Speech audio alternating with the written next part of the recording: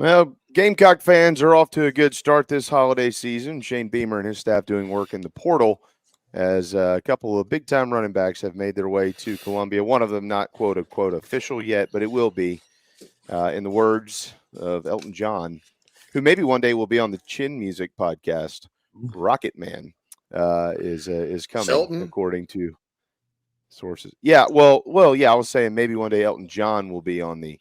That'd be a cool guess. Yeah, that would probably be not a bad That'd one. be a good get. Yeah. Yeah, so everybody should recognize this guy. He's one of the great baseball coaches in America, Chad Holbrook at the College of Charleston. And we understand that, of course, this is inside the Gamecocks, but he's got what I think, and I know when I sent this to JC, his response to me was, dude, that is badass. He's got the makings of something great with this new podcast. It's a true podcast, no video or anything, just listen whenever, called Chin Music. And so we wanted to make sure that we got him on. But the good thing about you, Coach, is like we can talk about anything. And if you think for 2 seconds you're going to sit here and not talk about the portal, you have to. You don't have any choice because you go through it like every other coach does out there. But, man, it sure is good to see you. I'm glad to have you and so happy for what you're doing, and we're happy to partner with you. It is up on the app now. People can listen to all the episodes that are available, and there's plenty more to come. We all know that. Well, we're thrilled, Jamie, and I appreciate you listening to a few of our shows and giving us a thumbs up. You know, there's a neat correlation and parallel between music and sports, and one of my fellow hosts is an incredible world-class guitar player, and obviously I'm a coach, and he loves athletics, and I love music, and so we're bringing two different angles, I guess, to the conversation, and we're going to talk about all things, but it's not only musicians and coaches. It's I want to talk to musicians, coaches, leaders. Leadership, is fascinates me as well, and I love picking people's brains that are extremely successful in what they do. And I don't play much golf, so I have time to have some conversations and learn from the best and or learn from the great ones. And just had a couple-hour conversation with Mark Bryan and Hootie and the Blowfish, and it was a fascinating conversation. I mean, just think, we can, me and you talk about baseball and say, what if this didn't happen? Yep. Would we have won the national championship in 2010? Like if all ifs, ands, and buts in athletics, but what if Mark Bryan didn't choose to come to the University of South Carolina and ever hear Darius Rucker sing in the shower? Would there ever be a Hootie and the Blowfish? I mean, it's crazy, fascinating stuff to think about the what ifs, but picking his brain on songs, his love for the Gamecocks, his love for athletics, where some ideas came from, where the Hootie started, their tour in 2024. I know they're coming to Columbia and going to be, and how popular they are now, if not more popular now than they were when they broke out. The power of music is real. Well, if you want to get Darius, you're going to have to do the interview on the golf course. Well, I got a trick up my sleeve. We had Roy Williams on, and I'm going to try to trick Darius to come on. We'll get him. He lives close by, and Mark just came on. Roy Williams has come on. Pat Kelsey's come on. I might have Don Staley on here real soon. So hopefully we can put some peer pressure on Darius and get him to drive across the street and come see us. I'm with you. Yeah, I think he'll do it. I think we know where to find him if not. So will you tell, I've mentioned both of their names, but if you don't mind, tell us who's involved in this and why they're involved with you. Well, Scotty Fryer is a world-class guitar player, and he's the talent manager for the Windjammer. So all the acts that come into the Windjammer and play on IOP is booked by Scotty. So he knows everybody in the music industry, from the agents in Nashville to the songwriters. Having Wyatt Durrett on our podcast, and the guy's written 17 #1 songs, and picking his brain about where Chicken Fried came from, or where Beautiful Crazy came from, or where Colder Weather came from. All those are crazy stories and fascinating to me. So Scotty's in touch with the musical side of things. I think I can have access to a few folks in the athletic world. And then Colin Morris is our producer and our tech guy. And he's a Gamecock and played in the band at South Carolina. And so he knew me back from the day when I was up there in Columbia coaching. So we and they're all I coached at South Carolina. Scotty's a big Gamecock, born and raised in Columbia. Colin obviously went to school at South Carolina, and we have some South Carolina ties, but we have some ties in the music industry, and we have some ties in the athletic arena, and we think it breeds, some fascinating conversation. Why are you doing this? Because you're a college baseball coach, right? And you know what? I mean, I know you said you enjoy it, but like, why now? Well, I think my brain needs stimulation. I love to learn. Mine, especially during portal season. I love to learn. I love to talk. I love to hear fascinating stories of things that took place on a baseball field or a football field or a basketball court. And I love to hear the stories about where an idea for a song came. Athletics is powerful. You can fill up 80,000 seat football stadiums, obviously, and get a community behind a team and all come together and cheer. But music does the same thing. And in fact, you can make a case that music may be one of the most powerful forms of entertainment, in the world. So it's conversation fascinates me and it stimulates my brain. I don't play golf, and I would literally burn out if I coached, recruited, hit the portal. If I did that 24 hours a day, I think I'd lose my mind. So I need a little sanity in my life. Yeah, dude, I'm right there with you. Sports, I think my hobby became my job, right?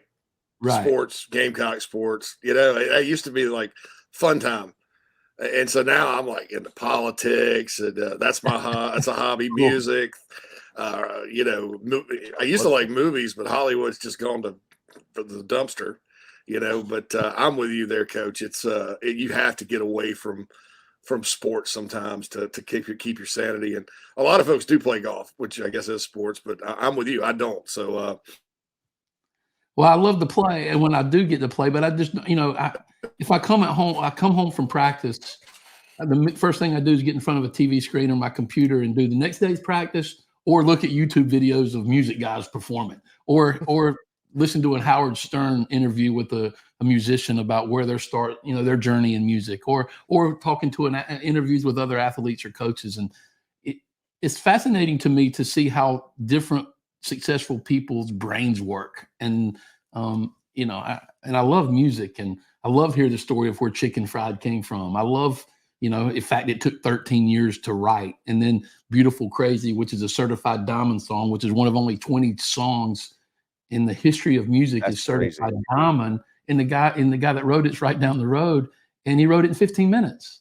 So Chicken Fried takes 13 years. Beautiful Crazy takes 15 minutes, and one certified diamond, and one's one that obviously everybody knows the jingle and everybody can sing along. It's just crazy to me. And on top of that, music is timeless, like athletics in many stretches. Mark, we talked about the national championship in 2010 on our podcast today, and it's when I say timeless, it feels like still as yesterday. And I know it's been 13 years now, which is hard for me to believe. But to me, I can remember like yesterday jumping on that dog pile that's hanging on my wall right there. And I still remember putting that jersey on that's right there on the shelf that I wore in the national championship game. And those things will be with me forever. But so in that sense, music and sports is timeless in many respects.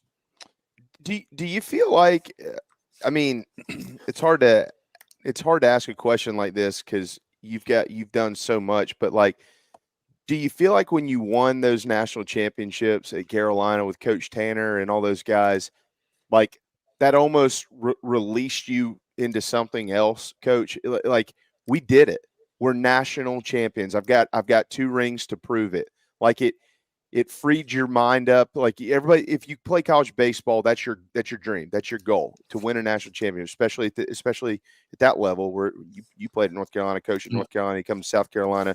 That's the goal, is to win the national championship. And then when you do that, I almost feel like sometimes people lose their way. Like, well, we've done it. So like, what do we do next? Like, what did that do? How did you take in that moment, and what did it do for your next? I mean, you became you became that coach at Carolina. I get that, right. But like from a goal setting standpoint.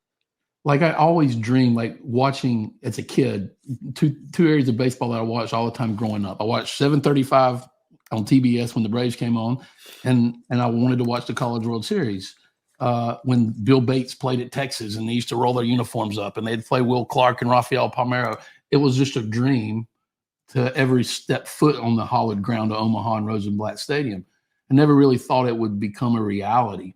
Then in 2006, I was at the University of North Carolina, and we made it to the College World Series, and I got to experience it. We lost in the national championship game to Oregon State.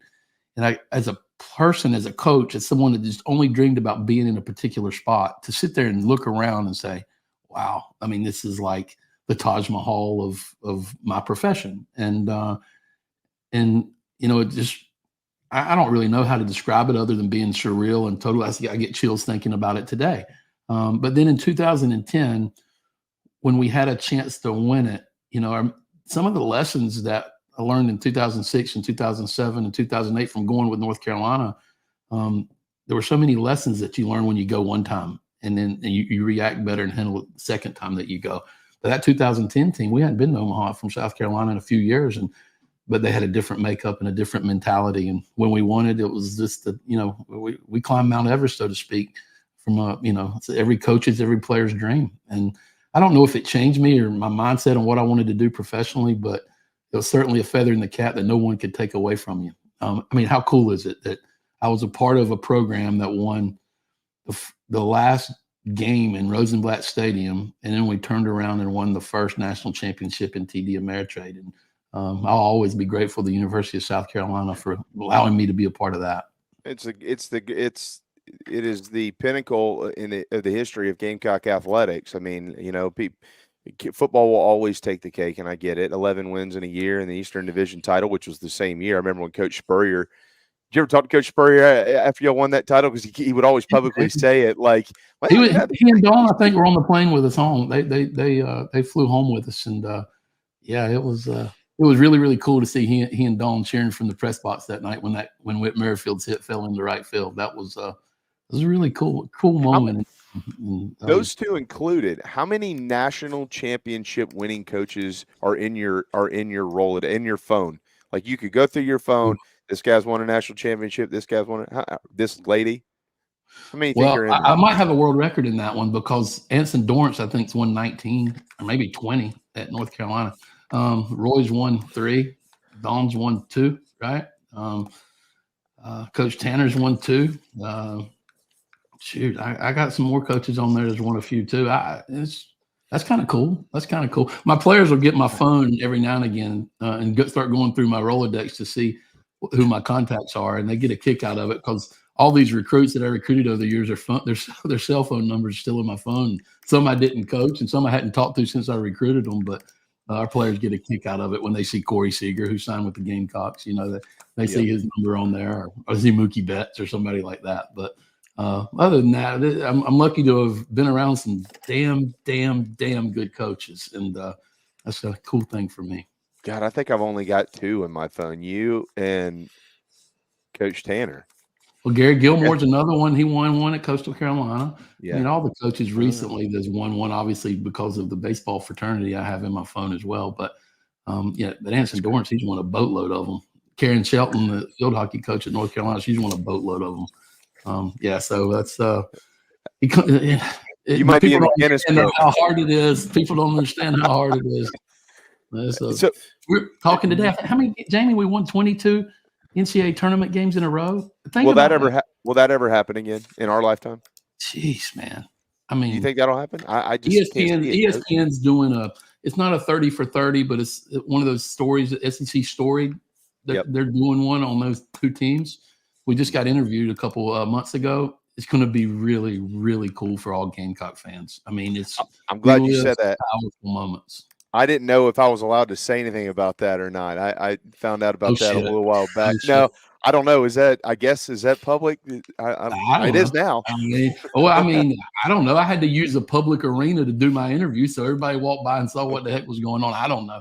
I hope I didn't screw up, but if I did, it's going to be a really, really cool documentary. South Carolina fans can get pumped about that one. And I apologize to ESPN or SEC Network if I screwed up.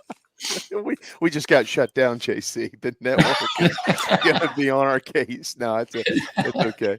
I don't think I signed anything that told me to shut up. I don't think so. But. No, it's all good. Yeah, I didn't know anything about it until Coop said something. He's like, "Man, I just got interviewed for this 30 for 30." I said, 30 for 30.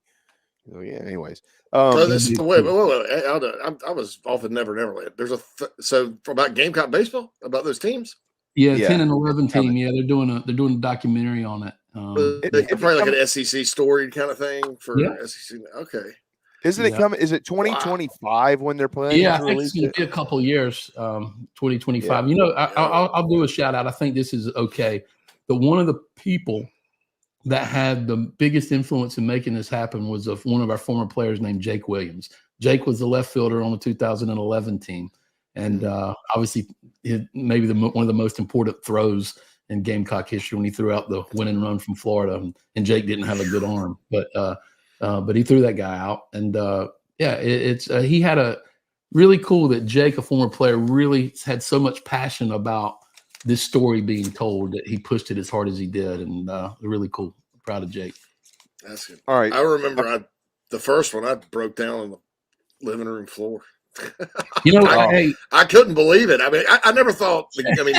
I never thought the Gamecocks would win a national championship in any sport. Well, baseball was always close, but To one of the neatest things about that was when I talked to Mark Bryan today about it, is 65 and 70-year-old men were jumping on the field after that game, crying. I mean, literally crying. And then when we get back to the hotel, and obviously the social media stuff is off the chart from coming from Columbia, but then getting like security feed, like owners of bars, like owners of Pavlov sending us security feeds of the moment, how the crowd reacted the moment the hit fell in play, and watching people just fall on the floor like you did, or tear up, or hug the hugs and everything that took place. That'll be with me forever too. And that's kind of cool. Yeah, just to show you what kind of petty, uninformed baseball fan I am, because I'm just a fan. I don't know much about the game, unlike the John Whittle and JB. But I was mad at Whit Merrifield the whole World Series, because I don't know if it was like he was striking out at weird times or what, but just the fan in me, I was like, oh God, here comes Whit Merrifield. This dude can't hit a lick. And now look at not only did he have the most important hit in Gamecock history, he's one of the better hitters in Major League Baseball. He's led the American League in hits a few years. Yeah. Just to show you what kind of moron I am. I'm like, wow, You think you're the only one out there? There's plenty of those guys that do this all the time. Yeah. Like, oh my God, here I'm like that in baseball. I'll get petty about people. I'll be like, oh, here he comes again. My goodness. And I always get surprised. But man, my opinions at the time, 13 years ago aside, boy, that was a moment. And I was glad Mike Patrick called it too on ESPN, because Mike Patrick's kind of the voice to me of the College World Series as well. Yeah, he that was Gamecock fans gave ESPN a lot of heat. Yeah, I remember during those 48 hours we were playing UCLA, because they felt like they were pro UCLA, and seemed like we weren't media-wise getting much respect out there. At least our players felt that way, and that maybe was fuel to the fire. But you didn't need much fuel to, motivate guys like Adrian Morales and Whit Merrifield and Roth, and all those guys were phenomenal competitors. But yeah, it was kind of cool for us to, we have Blake Cooper from Nices, South Carolina, throwing 86. We're playing against Garrett Cole, who's made $900 billion in Major League Baseball, and he's throwing, I don't even know, we couldn't even see the ball. He's throwing so hard. And but we out-competed them, found a way to win. And and that's some of the stories I think that you'll probably hear when that SEC story comes out, You might actually hear some of these stories on the Chin Music podcast that is out. Yeah. I hope we can. There's been a lot of Gamecocks out there that's been really good to me over the years, and I hope they'll give us a listen. I think there's some cool conversation there, and I want to celebrate achievement on the athletic field. Both when I was at South Carolina, we're going to celebrate. We're going to talk about it. I'm going to have some of my former players on. It's kind of cool for a coach to interview a player, or a coach to interview a musician, and a non-media person. I guess some of my people call it the new media here. You got some people that are going to I'm not a professional when it comes to interviewing, but I'm interested in what makes a brain click. So I feel like some of the questions might be unique, or some of the conversation might be unique, but it also might be fascinating for the listener as well. And then as we grow and get bigger and bigger, we'll have feedback with people that do listen. We'll try to get various the feedback that we've gotten on the request to be our guest on the show. We haven't had a no yet, and So we think we're going to get some cool people on and have fascinating conversation. At least that's the plan.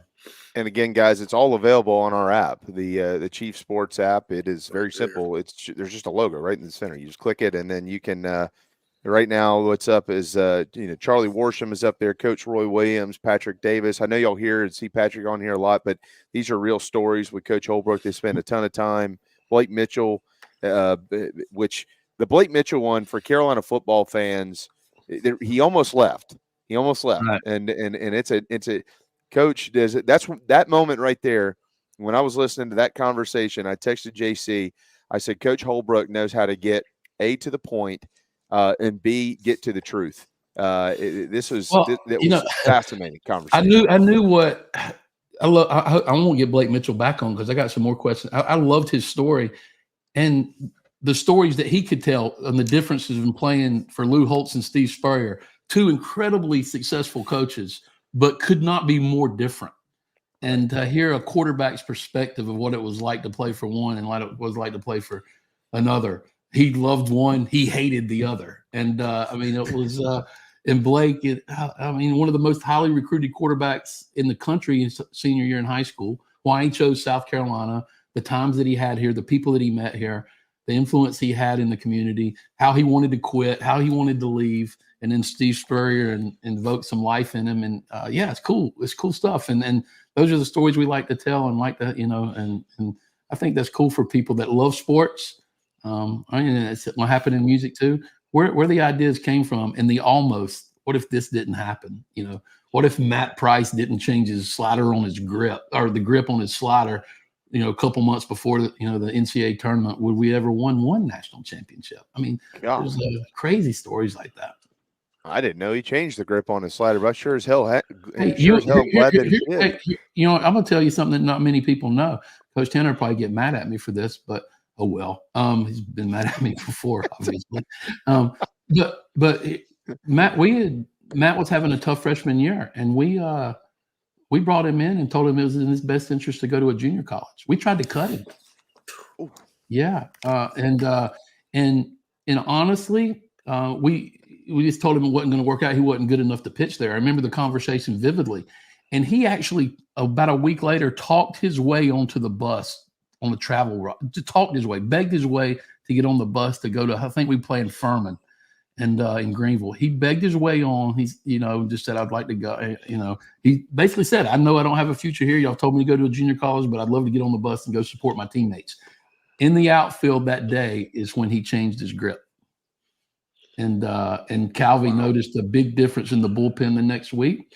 He says, hey, Price's slider is different now. And he was just playing catch in the outfield. What if he doesn't talk his way onto the bus? All these kinds of things just go through your head about the ifs and ands and buts and candy and nuts. But whatever it was, the Gamecocks won 2 national championships, and a large part of that was Matt Price. That first year, and then that second year, oh my gosh, I find it on YouTube from time to time, all of the bases loaded, nobody outs, and when you talk, and I know we got to hit a timeout, but if as long as these two guys don't care, and if you've got some extra time, I want to bring you back. I hope you'll have me back because I do want to. No, like on the other side of the break. Do you have anywhere to go, or can you? No, I'm good. I'm good.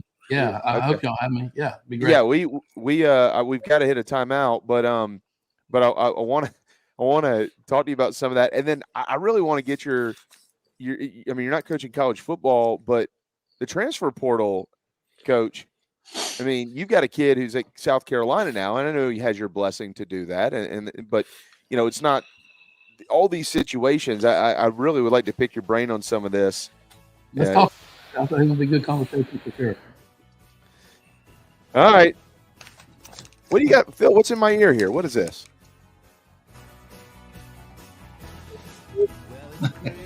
That's Christmas. Yeah. Jamie, dude, I love the freaking backdrop you got going there, man. first class operation now, Coach. JB's got us perfect. I told Phil we brought JB. I was like, it's about to get professionalized, dude. And here we are. So here we are back talking music. And see, here we're 12:59. I'm cutting the conversation off. Going, we've got to go to a break, but that's how you tease. I'm glad you said that, because I totally got wrapped up in what we were talking about here in the interview. I forgot about the music. That's why chin music is phenomenal. You'll be wrapped up and you've been there for an hour. All right, hang tight. Coach Holbrook's going to come back. We're on top of the portal stuff. Gamecocks got some elite talent coming to Columbia, and we're not done with that conversation either. ITG will return in a moment. The show live always from the Signorama Studios and built by the Barndo Co. The barndominiumco.com. This holiday season, you can be getting around a lot faster if you go to Electric Bikes of Charleston in Mount Pleasant. ElectricBikesCharleston.com is where you can find everything they offer, and they'll get you where you need to go quickly. You can even have a beverage on there if you want to. 28 miles per hour without a helmet sound with a beer in your hand. Probably not very safe, but people do that. If you go to electricbikescharleston.com, you can join in on the fun. They also, of course, have bikes for children, and I wouldn't suggest that for them. Put a helmet on them at least at a minimum. Oh, Lord. Of course, their sister station is Charleston Fitness Equipment, and they had been kind enough to give me one of the elite rowers out there, which is keeping my wife and I in shape this time of year with all the goodies during the holiday season, the Hydro rower. But great big gifts. They're not cheap. Of course, they're not cheap because they're really nice. Electric Bikes of Charleston, Charleston Fitness Equipment, owned by the Wilkins family, both of them phenomenal people, and they're great Gamecock fans as well. And, of course, they are major contributors to Carolina Rise, but they're located in Mount Pleasant. That familiar face, Chad Holbrook, head baseball coach at the College of Charleston, and now he is lead. We got to come up with a fancy name here, guys. Let's see. What's it going to be? Lead content producer of Chin Music and host, which is now available on the Chief Sports app. It is an unbelievable podcast, but he is telling some stories with us. We, of course, are promoting this new program as part of our network, but also he can just tell stories about anything and everything. A lot of that conversation today is kind of centered around the World Series victories back in 2010 and in 2011. But Coach, right now it's a new world. You say the what ifs, right? What if the transfer portal was around back then? Would you have ever won a national championship? I don't know. It was, but it wasn't.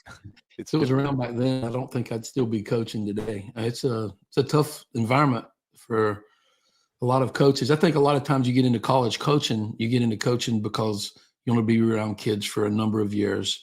You want to build a program, not necessarily a team. You want to be good over time. This portal has made it feel like to a college coach that program is not a word you use anymore. You're just trying to have the best team you possibly can that year, because the kids, it's a revolving door. Kids are going to leave. Kids are going to transfer. Coaches are probably cut some kids. I mean, it's just it's a tough environment for sure. It's college decisions aren't being made with 4 years in mind anymore on the athletic side of things. It's hey, where can I go now? Where can I play now? And let's focus on this season and let the chips fall where they may. And I wasn't raised in that way to think college athletics would ever come to that, but it is what it is. It's here, and we got to try to adapt and be the best we can at it. I mean, it's new, right? I know we could have this conversation a million different ways, and you got to be careful about how you have it. There's no doubt about that. But like, when players, do you have players in high school? Everybody has players in college that inquire about NIL deals, but over the last couple of years, now that it's become more popular, when you have conversations with recruits, are these conversations happening more? Are they a lot more? One of the things that is a bit refreshing is it's very new to the mid-major level. It's obviously hugely important. The conversations are probably daily, if not every single recruit that you're having at the SEC or ACC level. The money becomes a part of the conversation. It's not to that point on a consistent nature at the mid-major level yet.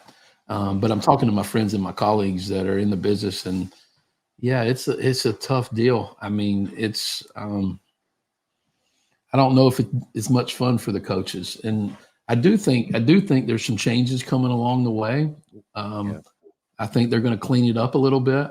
I did talk with someone in the NCAA this week about it, and so I feel like progress is going to attempt to be made, but I don't know if they can go all the way back and make it like it was. It's going to be probably somewhere in between. Yeah, exactly. I mean, I think we all understand the genie's out of the bottle. We can't put it back in now. No. Do you think there will ever be, because of this, the portal and NIL, do you think there will ever be some sort of separation in college athletics? This group of programs, and then this group has all the money, Power Five, we want to call it, and then this group of programs down here. Do you ever foresee that, either collectively or just in an individual sport like football? I hope it does happen. I would think something's going to happen. It has to happen. I would think, but you know, a lot of the things the NCAA has done has almost hurt my brain. So I don't like. It's almost like wasted energy to dive into the thinking of every move that's made. So I don't want to be tired all the time and ask them what in the hell's going on. You know, why is this being done this certain way? So I honestly, most of the time, just focus on my team and my players and my family and the hobbies that I have. And at the end of the day, that's really about all I can. Because so to answer your question, I have no idea what's really going to happen, but I hope some separation is done in time, because there's certainly not going to be a level playing field. Coach, do you think NIL for college baseball specifically, though, is a good thing if you can afford it because of the scholarship situation? I mean, with our collective, we do all the 90% of Carolina baseball team. Right, and right.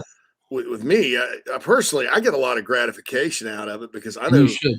I mean, they're not going out and buying Ferraris, you know, Right. they're paying for school. And I thought it's just been such an injustice right. that the NCAA treats baseball like it does. It's a joke. So I like that aspect of it, just if you're trying to find a silver lining in all this. You make a great point. And, you know, most of the time, to give our, the listeners a kind of a clear indication, most of the time, college kids on average are paying for 60 to 70% of their total cost of attendance, which it's a lot of money. I mean, believe me, I got two kids in college right now. One's at a private school, one's out of state. My ass is about broke, but it's and they play baseball. That's why. I mean, come on, Corbin. It's cool. But like when you're dealing with $40,000 a year and the kid is paying, the kids, a big scholarship is 45%. So a kid's paying $25,000 a year at a $40,000 a year school. That's the average. So yes, I think you make a great point. NIL for college baseball there's a great silver lining there. The kids deserve more money. I think baseball obviously deserves more money, more coaches, more everything. But that's a cool point to make. And as difficult as some of the conversations are had, with potential prospects out there or with your players, to always remember how much money is coming out of your player's pocket to actually pay to put on your uniform is something that you need. Us baseball coaches need to hold tight for sure. It's a great point, JC. Well, yeah. To your point, JC, I'm paying student loans back and will still be forever because of college baseball. Yeah. But I don't regret playing college baseball. I don't know how to explain it to people. I've never been able to explain it. You either have baseball in your bones or you don't. You're either a baseball guy or you're not. Like I don't think there's anything in between. You're either a baseball guy or you're not. And to Coach's point, you go and you rack up all this debt because you love playing the game. Versus sometimes going somewhere that might give you some academic money, but you're going to go play here because you want to play for that program, but in saying all of that, the flip side of the coin, JC, although I know exactly what JC does because I deal with it, but the flip side of that coin is the injustice is what's done to college baseball and college softball. This is 2024. It will be in 18 days. And we sit here and talk about all these things that are wrong with college football and this, that, and the other. And I get it. There's billions of dollars that are locked up into that coach. And I'm not saying that they don't deserve all the things that they get. That's not even what I'm getting at. But like, and I don't mean this disrespectfully to this individual either. He knows way more than I'll ever know. But Jay Billis runs around and bitches and moans about there's not enough money. Well, what about the baseball people? They don't even get scholarships. Basketball is on a full ride, right? That's the last I heard. And in college baseball, they go into debt for 20 and 30 years just to play the game. Why do we not have full scholarships in 2024? I'll never get it. Me neither. I mean, and it doesn't matter. You have the you got to be careful. But I've talked to you, Monty, Coach Tanner, Mark. I mean, it doesn't matter who it is. If you coach college baseball, every one of you have the same response. I don't know the answer, but we can't do anything about it because nobody will let us. I mean, it's crazy. It's collectives can. I mean, the South Carolina. I mean, my goal is to have 40 guys, within taken care of within IL deals, and it's at South Carolina. It's marketable enough to where you can justify that. I mean, because those guys it's a popular sport. I wish Gamecock fans would realize some of these guys are walk-ons and are running up debt, because I think baseball players get treated just like football and basketball players. They'll chew you out from the stand, you get dog cussed at Founders Park after a bad day, but because in the right. No, if wait a second here. Nobody at Founders Park ever yells at coaches or players. It does not happen. We all know that doesn't happen, right, Coach? Oh my gosh. It's you weren't being held to impossible standards, Coach. We know. I talked to Mark last week. Okay, Coach? And you obviously you and Coach Kingston go way back. Y'all played together in North Carolina. And I can't remember, he said something to me, and I said, Coach, you know damn well you go 55-1 next year, they're gonna be mad about the one. Okay. No doubt. I mean, it's you've been in those shoes, right? 24 hours of the sky's falling on this program. Yeah. You look at the football roster or the basketball roster, and you can tell who are walk-ons kind of and who are not. You don't know that about the baseball roster. I mean, Gavin Casas was a walk-on last year, and hit 20 dingers. I mean, I don't think fans kind of realize. Only the hardcore baseball fans really realize how you put that roster together. So yeah, I mean, and to give you perspective on our national championship teams, John Taylor, walk-on, led the nation in appearances pitching. He was a walk-on, no scholarship. Brady Thomas, game-winning hit against Oklahoma, and maybe our toughest out, middle lineup hitter. He wasn't on a penny of money. Jake Williams, starting left fielder. All those guys. I mean, much of those guys on a baseball field are paying their own way. A lot of people think that Smoke was on full scholarship. I'm like, okay, you don't get it. I mean, it's just. But anyways, we could do that all day. Right. Again, Chin Music is available on the Chief Chief Sports app. I will say this from a visibility standpoint: college baseball has just come miles. Y'all are working on a brand new facility right now at the College of Charleston, right? Yeah. That's going to be just spectacular. Can you share any details on that? Well, we're in, Founders Federal Credit Union has donated a big supporter of ours, and they wanted to do support the athletic support center or performance center right down our third base line, which is going to be a state-of-the-art baseball training facility it's going to house our program. Right now, we really don't have a place to call home at Patriots Point other than the field. And, obviously our program, we think, has been successful over time, and it's got a great tradition. And from John Pulowski coaching here to Monty Lee playing here and coaching here and having great teams, we're trying to have a few good teams ourselves. And, one thing about baseball is the mid-major has hope. And, Coastal Carolina won a national championship. When we were out in Omaha in 11, Stony Brook was in the College World Series. Kent State was in the College World Series. So we have realistic hope. So we think this facility is going to give us a great chance. It's certainly on a plot of land that's very unique there won't be another place like it on the East Coast, and you view the Ravenel Bridge and in the Charleston harbors and the water and the breeze and the ocean's feel. And you can look out of the performance center and see an incredible city, incredible body of water. And some incredible architecture. So it's going to be a cool setting, and we're excited about it. And one more big fundraiser to go here in January, and we hope to start the process of putting the shovel in the ground here real soon. The college baseball ballparks in this state, obviously Clemson has renovated theirs, and it's phenomenal. We all know about Founders Park, what y'all are about to do, what Coastal's got up there in Conway. And I mean, it just continues to grow everywhere. And then you look at the minor league ballparks. I mean, look what's happening in Spartanburg, Coach. Brand new ballpark in JC's backyard up there. It's one of the best baseball states, if not the best baseball state in the country. I truly believe that. And you're right. It's no one cares about college baseball and amateur baseball, and even now pro. The Charleston River Dogs having won back-to-back championships. I mean, it's baseball's important in this state. From you can go to the ballpark at Lexington, South Carolina, and watch those little kids and those parents are into the games at 7, 8 years old, and the interest in the sport does not stop. And makes it special to be a part of, for sure. All right, who's going to win the national championship in football? You can't not pick Saban, right? You got to go Saban. You know what? I'm going to. Have you met Nick? Have you ever met Nick? No, I haven't, but I've heard it, and I think I feel like I've met him because all the stories Brad Lawing told me about him when Brad was at South Carolina. I loved hearing those stories about working for Coach Saban. Got a bunch of friends that do know him, but it's hard to bet against him. I just don't.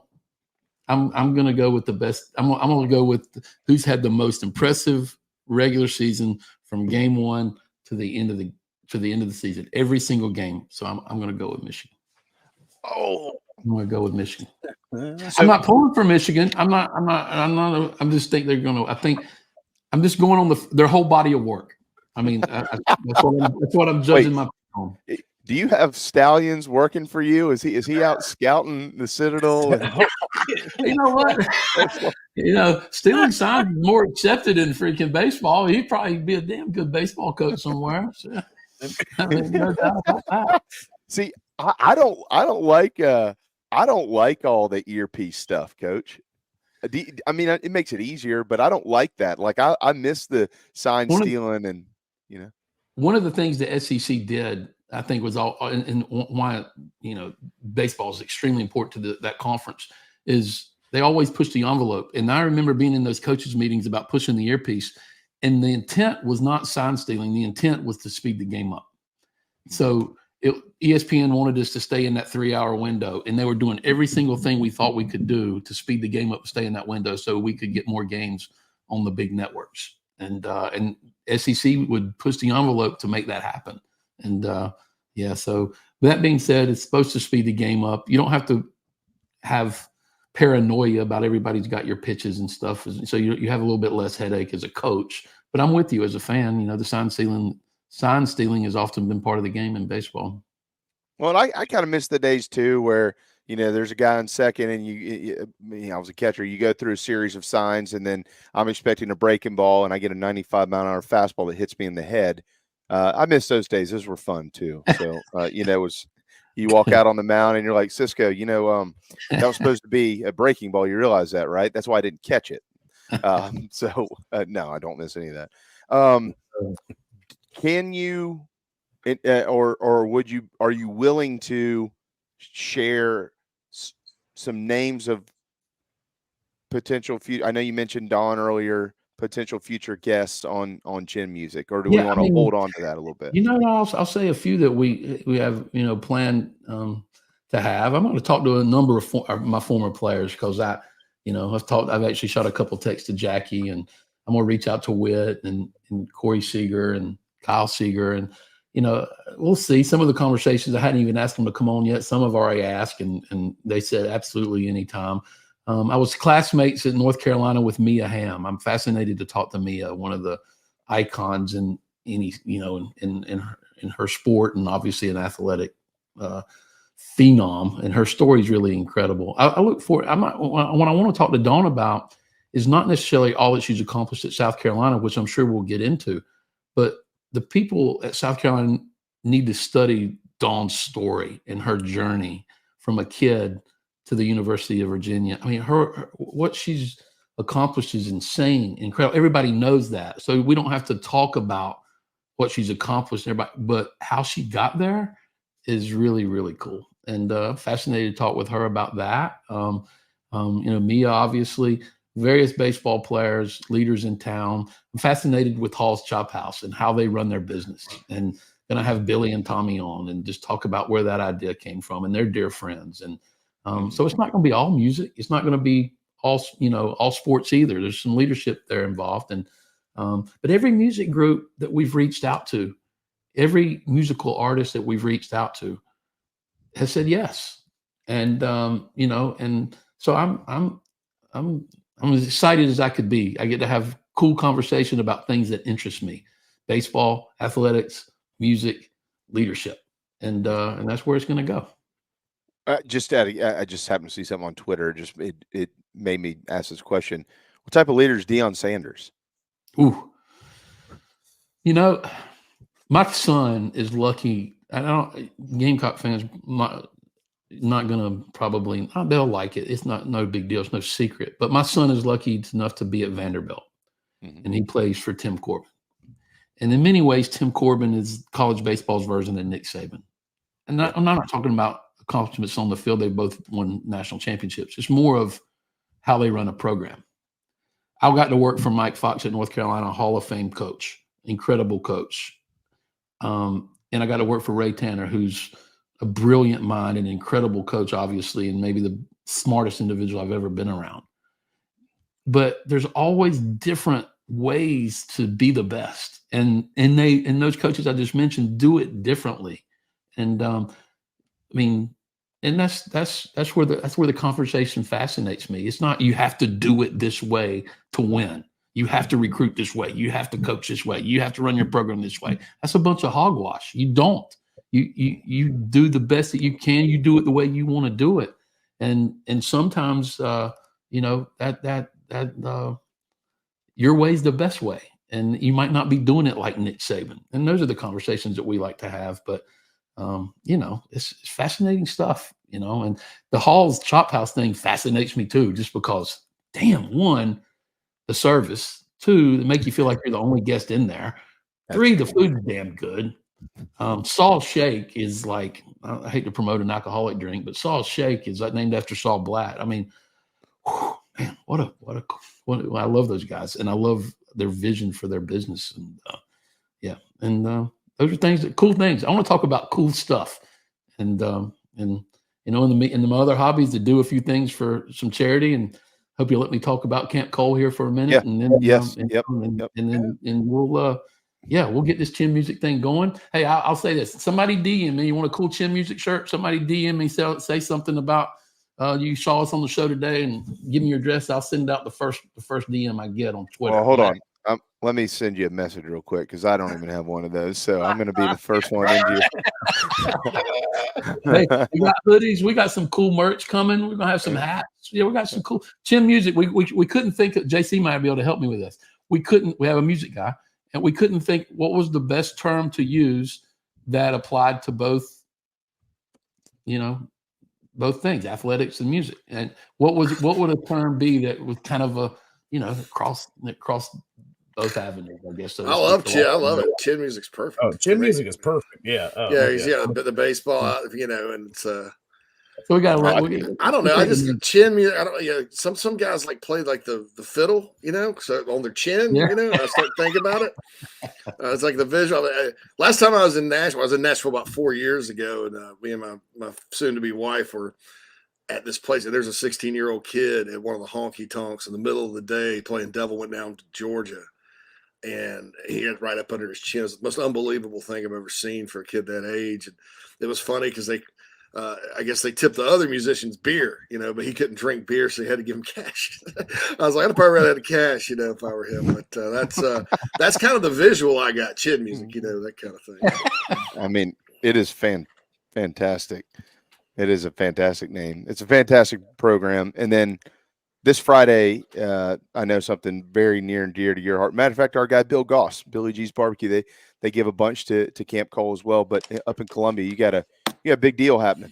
Yeah, when my kid got diagnosed with cancer, I always wanted to try to do part either through our foundation for kids that are fighting tough battles, or to assist others. And I got to be really good friends when I lived in Columbia with Peter Fawcett, Dean Fawcett, and folks that had an idea of Camp Cole. Cole was a young man that lost his life to cancer at a very, very young age. And he kind of captured the hearts of Columbia and that community when he was going through his battle. And obviously, Camp Cole was named after Cole, and it's a camp that provides sick kids, underprivileged kids, kids facing disabilities.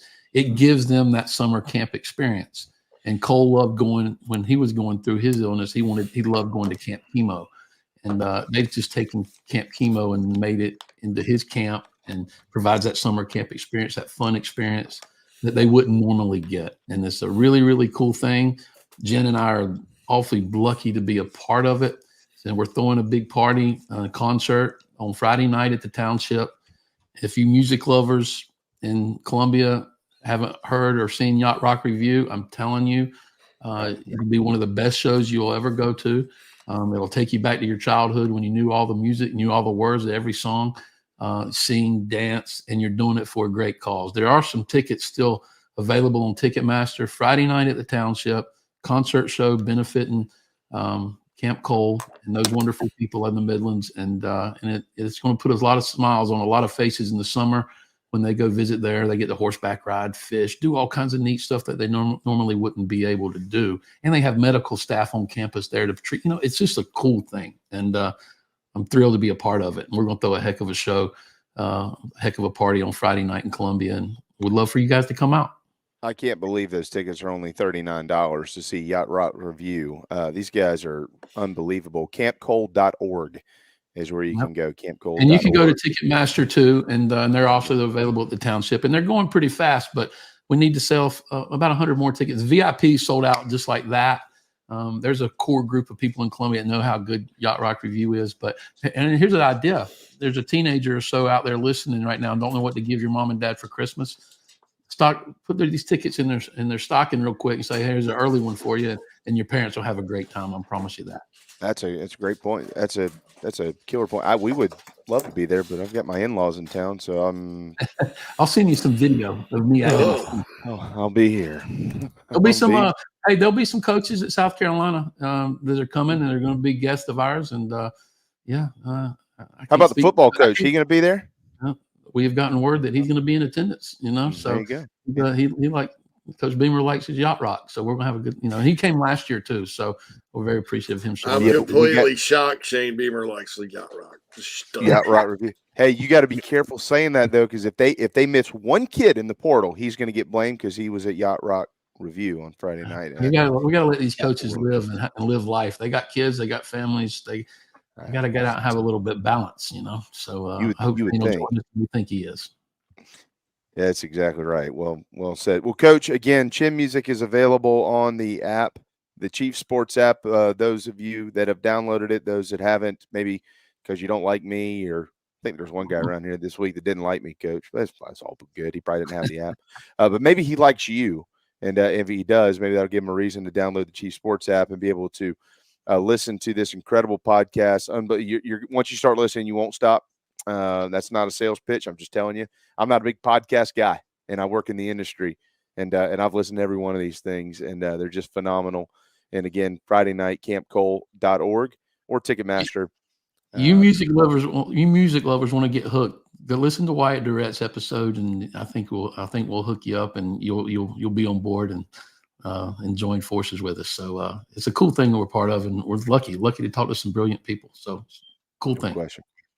I will see you pretty soon. We'll be getting together here before long. Obviously, call me with anything. I'm sorry we kept you an extra 35 minutes today, but we sure are glad we did. I love it. And thanks so much for having me on. I mean, it's really a cool thing, and a lot of people in Columbia have done a lot for me. And I hope they'll give us a listen and give us some support, and we'll certainly give our support back to the community. I can promise you that. Give Miss Jen a hug for us. I will, Jamie. JC, Bill, thank you guys. Thanks for having me. You got it. Thanks, you got it. Thank you. Chad Holbrook, head baseball coach and also lead content producer and host of Chin Music on the Chief Sports app.